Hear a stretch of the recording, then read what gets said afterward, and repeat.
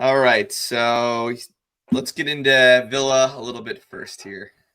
Absolutely. And good to see you again, bud. Um, Yeah. anyway, technical difficulties. Yeah, no, Villa won for the first time since October 22nd. Had a string of just tough results, right? Like, so after the win against Bologna, tied it, you know, tied with Bournemouth, lost to Palace in the Carabao Cup, got pumped by Spurs.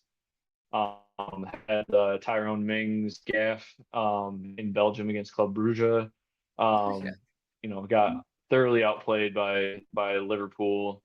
Followed that up with a tie against Crystal Palace, an absolute snore fest of a tie against Juventus. Um, Sunday we got 0-0. pumped by yeah, 0-0 against Juventus. Then Sunday we got pumped by Chelsea 3-0.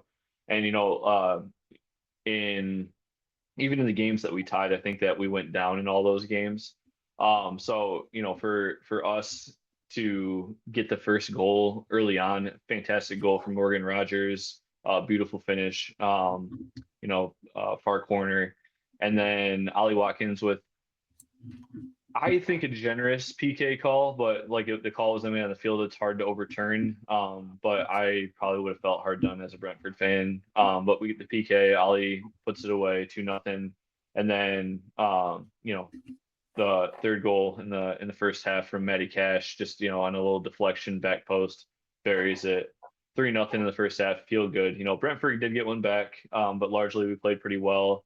Unfortunately, because Brentford got one back, that means that we still only have one shutout so far in the Premier League this season, which is troubling, right? Defensively, it's troubling. Though I thought we looked pretty well organized today. I really, I am convinced that Pau Torres is the best choice left center back. I'm glad that with Mings being healthy, he's going to be rotated a little bit more just to keep him fresher. But Mings put in a great performance. It's warms my heart to see him back and playing. And Buba Kamara has started the last couple of games. With Onana being injured, he's starting to look like his old self. He was such a huge part of our team before then. Some of the guys were still missing. Like I said, Onana and Jacob Ramsey being out again. Ramsey hurts because when he's healthy, he's so dynamic. And for as good as Yuri Tillemans looked at the beginning of the season, he's kind of struggled a little bit, as some of our bad run of form's gone on. So I need to see him, really get back and, driving that midfield. But, like when I think about like the games against Chelsea, like their midfield absolutely dominated. Tillemans and Buba in the middle there. So like that stuff is, concerning going forward. But What?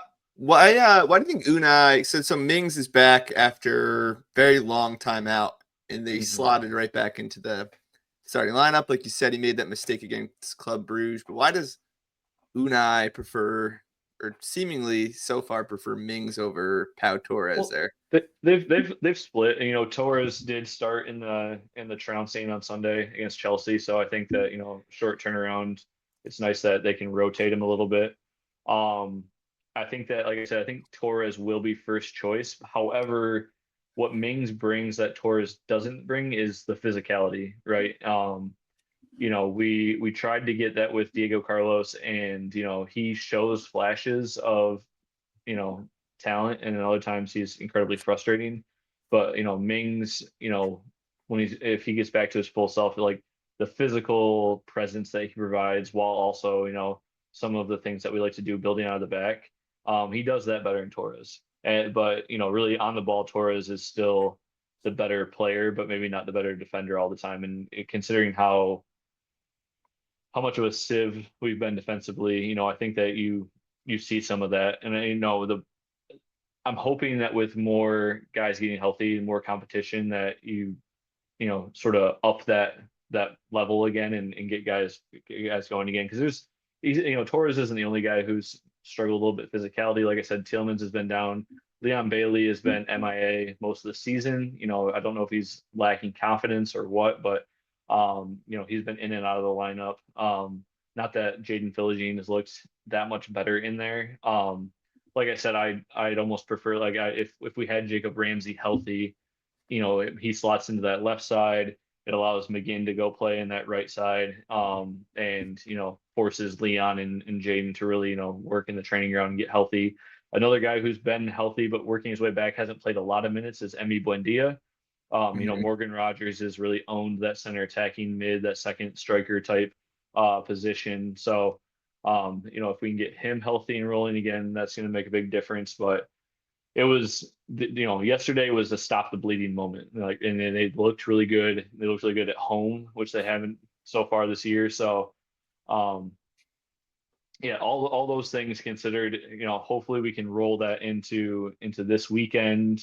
We have Southampton at home.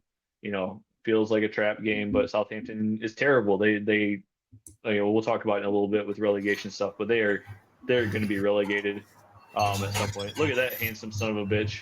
Look at it. Um, He's shaved. Look at that head. whew. You look beautiful. You got a very smooth head, Jake. I I have to do this outside because our cleaning lady's here, and I can't go in the room because my work from home wife isn't decent yet. So If No you worries. if you were doing that outside in Michigan or Maryland, you'd be freezing your balls off right now. well, it's Particularly Michigan. as I try to explain to you cold weather folks that all the time, it's all relative. So 56 degrees here is pretty cold. Ooh, sounds balmy. I'd be out there on the old Lynx, 56 degrees. For sure. Jimmy's been we've been balls deep in Villa talk so far. He's talking about how they had a nice bounce back win this week, and we were just taking a look at their upcoming fixtures to see how much on track they can get. Oh, okay. Yeah. Like I said, they got a home match against Southampton, which, like, again, feels like a trap game, but I hope they just take care of business. But then we follow it up with a Tuesday trip to Leipzig, who have struggled in the Champions League, but largely have had pretty good domestic form. But anytime you travel during the week to Europe, it's going to be a tough match. So. But then we come back and we have to play away against Nottingham Forest. And I know they got pummeled by Man City. Somebody had to at some point. But like playing at the City ground is challenging, and Nottingham Forest has been playing really well this year. So, and then the kind of last one before we get into the festive fixtures is we have a home game against Man City, which by that point they might be humming again. So some tough, couple tough visits going on. That's why, if we can get a win at home against Southampton this weekend, that would go a long way to, kind of continuing some of the goodwill and hopefully to some of that confidence. But yeah, getting some guys healthy and performing well again will be a big part of that. And, it was doom and gloom, right? We were sitting down there in 12th, but really, we talked about this, second to third place all the way down to 13th place is, you can bump up and down in the table right now because everybody's so tight. It's a fun table this year more than years past because it's just a little bit closer. It isn't just City dominating, Liverpool on their heels. Yeah, Like you're starting the to last get. couple years. I think we're going to start to get some separation. We'll see how Up. we'll see how Brighton does, and we'll talk to Jake here in a second about Brighton and some of their form because they've been playing really well. But if they get a win, I'd put them up in that kind of second tier, right? It's kind of like Liverpool.